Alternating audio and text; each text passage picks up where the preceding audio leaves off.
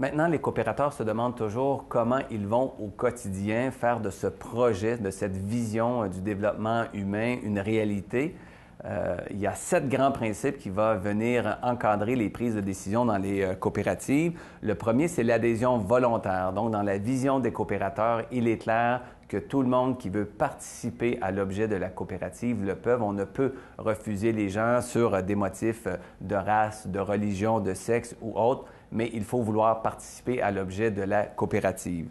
Dans un deuxième temps, il y a toute la question du contrôle démocratique. Un membre, un vote, c'est vraiment la colonne vertébrale du mouvement coopératif et qui a fait une grande partie de son succès.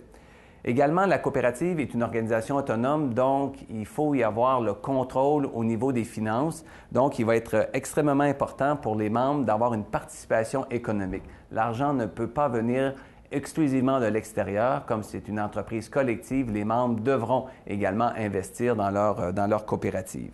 Mais dans ces investissements-là et dans les liens qu'ils auront avec la communauté, avec des gouvernements, il est très important de garder l'autonomie et l'indépendance de la coopérative dans ses prises de décision.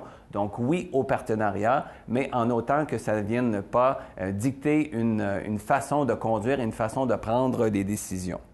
Les trois derniers principes coopératifs, c'est vraiment au niveau du fonctionnement et qui viennent encadrer un peu l'ensemble du développement.